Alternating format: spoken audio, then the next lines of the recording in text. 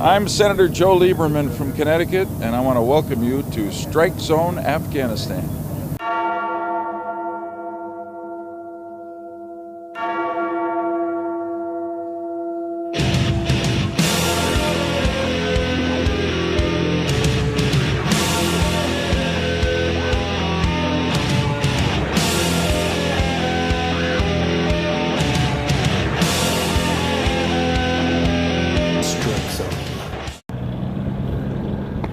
Hey, Strike Brigade.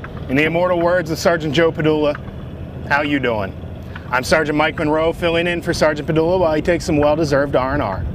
On this episode of Strike Zone Afghanistan, we're going to take a look at the ongoing operations and missions conducted in the Strike Brigade's AO. Also, we're going to look at soldiers' hometown shout-outs, words of wisdom with Chaplain Beavers, safety sessions, hero of the day, and of course, we're going to take a look back at the regiment's history with Back in the Day. So stick around and enjoy a show about the 101st one and only Strike Brigade.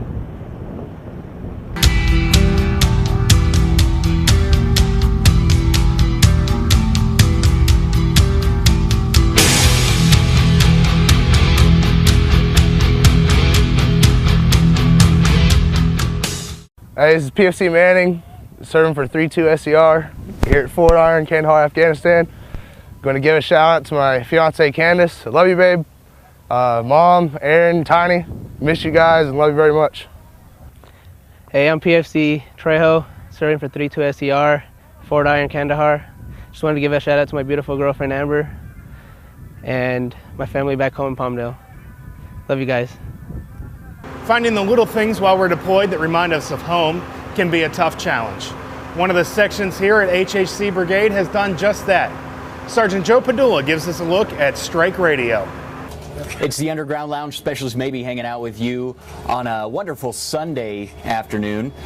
This is one of the soldier voices heard on the Army bases throughout southern Afghanistan. It's a radio show called the Underground Lounge and was initially created to test the brigade's communication system.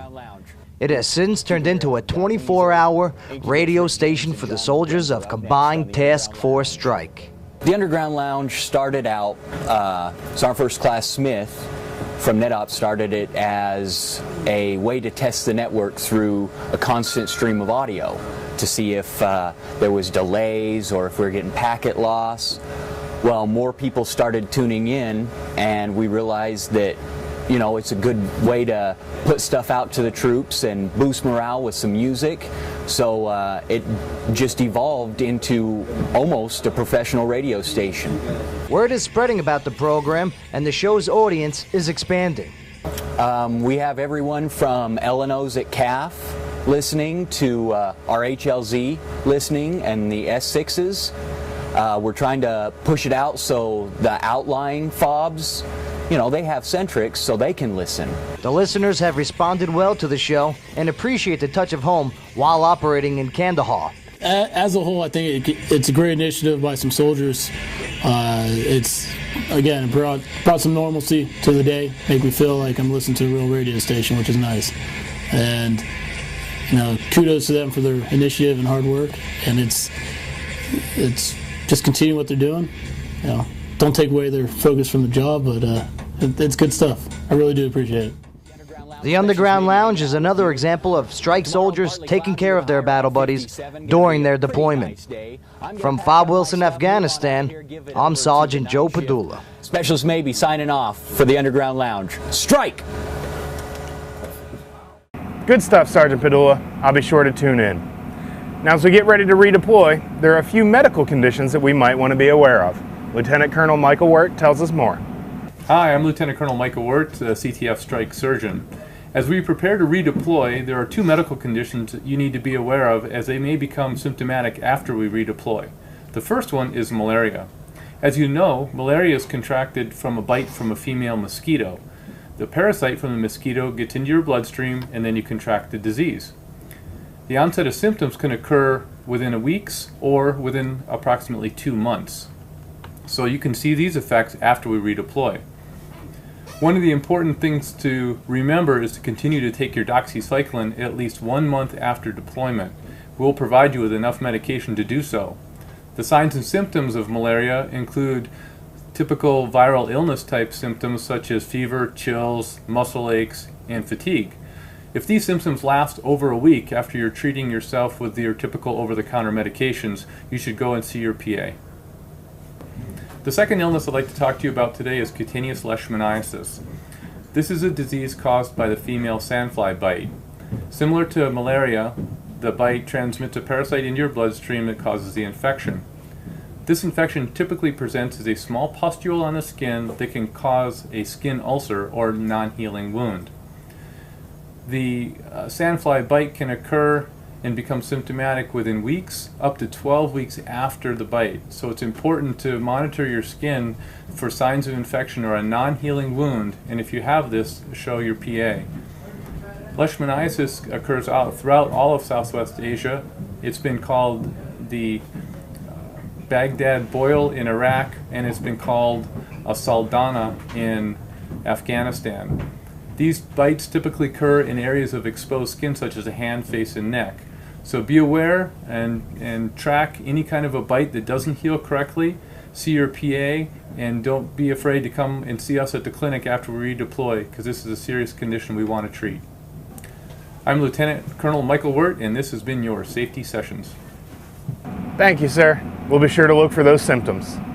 Now, not too long ago, PFC Sean Denham went out to Cop Ashikay to hang out with the men and women of HHC 1st 502nd. While he was out there, they conducted a Shura, or a town hall meeting, and he'll tell us more about it. The soldiers of Headquarters and Headquarters Company, 1st Battalion, 502nd Infantry Regiment, work to increase security and improve living conditions in their area of operations. The soldiers of 1st Strike patrol the area surrounding Combat Outpost Ashikay regularly to combat insurgents and visit with local nationals in nearby villages. On December 30th, 1st Strike hosted a Shura with elders of nearby villages to discuss improvements to the region. The soldiers began by crossing fields and Highway 1 to reach the villages, then met with the elders in the streets of the towns. 1st Lieutenant Clayton Hammer, leader of the mortar platoon, said, "When we first got here, the local nationals didn't want us visiting. The overall attitude has drastically improved since June. Now they're happy we visit regularly." The elders discussed topics about providing more security, digging drainage canals, and digging wells for farm irrigation. Hammer asked questions and documented the meeting, taking photographs of the current projects the villagers are working on for HHC's records. Afterward, the soldiers regrouped and moved back across Highway 1 to their base. Throughout the mission, the soldiers were on alert to protect the villagers in the towns. Sergeant Jonathan Collier, a squad leader with HHC, said, "Security is all I do when we're out here. We make sure nothing happens, so Lieutenant Hammer can speak to the elders in peace." The soldiers of 1st Strike, HHC, continue to help develop their area of operations during Strike Brigade's deployment to Afghanistan. Strike. The stories coming out of the Strike Brigade have been pretty unbelievable. They've got action, integrity, pride, honor, and you've got to see them all. Here's the way that you, the viewer, can check them out. The Strike Brigade is made up of high-speed soldiers with high-speed stories, and you gotta check them all out. For starters, if you're not a part of the Brigade's Facebook page yet, you gotta get on board. Here you'll find tons of Strike pictures, Strike video, Strike comments, Strike conversations, and look at that, you can even watch the latest Strike Zone Afghanistan. Forget about it. And for you family members and loved ones back home, it's a great way to stay up to date with the unit's events. To become a part of it, log into your Facebook and in the search box type in 2nd Brigade Strike. That's 2ND Brigade Strike. And then when you see the unit's crest, click on it, and then click like. Easier than pie, whatever that friggin' means. Also, read up on the weekly history of the Strike Brigade with Strike Honors. Here you'll read about the ones who paved the way for today's Strike soldiers, from the Second World War to Vietnam, the Middle East, and everything in between. Make sure you read up on your Strike history. Look for it at your base, on the Strike portal, and on the Brigade Facebook page. And you gotta look for your copy of the Brigade's magazine, The Heartbeat, which is a monthly publication that is cover-to-cover Strike. You're gonna love this thing. In it, you'll find the strike pictures and strike stories of your strike soldiers, useful information, and even words from Strike 6 himself. Absolutely, sir. You can soon find it at your base, on the strike portal, and on the Brigade's Facebook page. Get your copy today.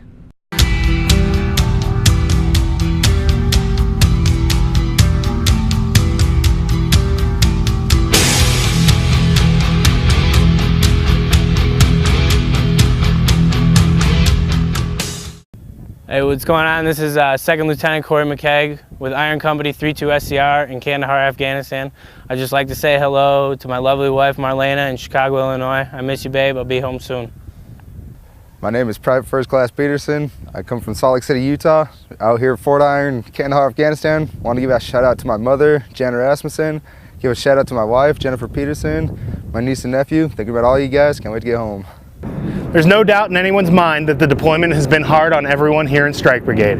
You're away from your family, away from the States, and in a combat situation. These are things that we think about every single day. What you might not think about is what's going to happen and the challenges you'll face upon redeployment. With a little words of wisdom, we have Chaplain David Beavers. Chaplain? Thank you, Sergeant Monroe. I'd like to take a few moments to speak with you in regard to the upcoming redeployment of Strike Brigade. As we all realize, knowledge is power. So some of the key bits of knowledge we have in regard to reintegration can be found in the redeployment briefs that all strike soldiers will be receiving before they return to the States, as well as the many reintegration briefings which will be occurring at Fort Campbell, Kentucky. I strongly encourage you to take the opportunity to go to these briefings to get your questions answered and to learn what, if you will, right looks like in regard to your soldier returning home. Another key resource that we can have is found on the Strike Facebook page, where you take a look at the redeployment read-aheads. Some key tidbits of information I wish to share with you now would be in regard to such issues as 1. Expectations. Both you and your strike soldier are anticipating certain things happening when you return, whether it be where you go to eat, places you travel, things that you want to do, or people you want to see. While these expectations are neither good nor bad in and of themselves, problems sometimes arise when we fail to share these expectations with one another. This leads us directly into point number 2, which is communication. Make sure starting now, and especially once you and your soldier are reunited, you continue talking about these expectations, things you want to do, things that are working well, or maybe things that aren't working quite so well. Something key to realize also is the need to go slow for success. A year is a long time to be deployed and a long time to be away from those people that you love and care about. You can't make up for a year in just one day or even in 1 week. Be sure to take your time, pace your reintegration, and success will follow. Something else I wish to share with you is in regard to what are some of the normal things that you might expect when a soldier is returning. Truth be told, some of these emotions, some of these feelings might be a degree of anger, might be trouble sleeping, might be frustration, might be odd reactions to heavy traffic or sudden loud sounds. In and of themselves, there's nothing wrong with these expressions, these feelings, these emotions. They are merely how we're processing going from a battle zone back to being in the United States. If, however, these issues start causing difficulties, cause problems or conflicts, or are lasting for more than a week, it's these times that you need to go on and get some assistance or seek some help. As always, your chaplain assistants, your medical personnel, your chain of command, even your friends are more than willing to step in and help you.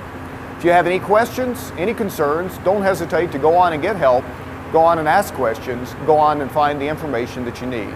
As always, thank you for what you do, and God bless.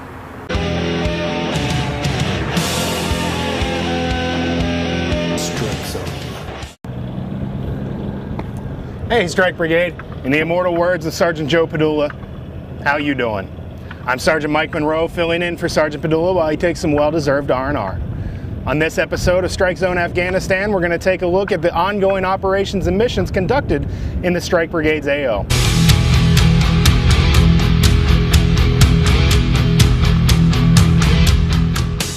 Hey, this is PFC Manning, serving for 32 SCR here at Fort Iron, Kandahar, Afghanistan. Going to give a shout out to my fiance Candace. I love you, babe. Mom, Aaron, Tiny, miss you guys and love you very much.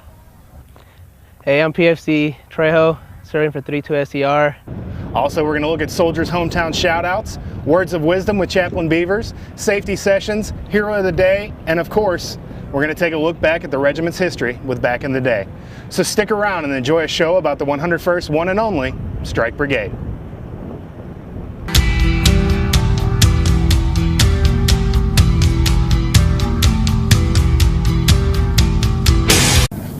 I'm Senator Joe Lieberman from Connecticut, and I want to welcome you to Strike Zone Afghanistan.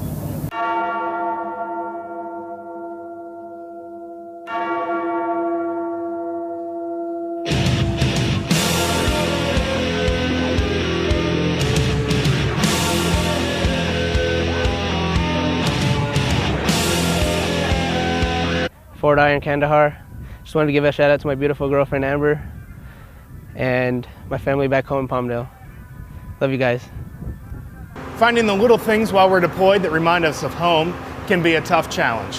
One of the sections here at HHC Brigade has done just that. Sergeant Joe Padula gives us a look at Strike Radio. It's the Underground Lounge. Specialists may be hanging out with you on a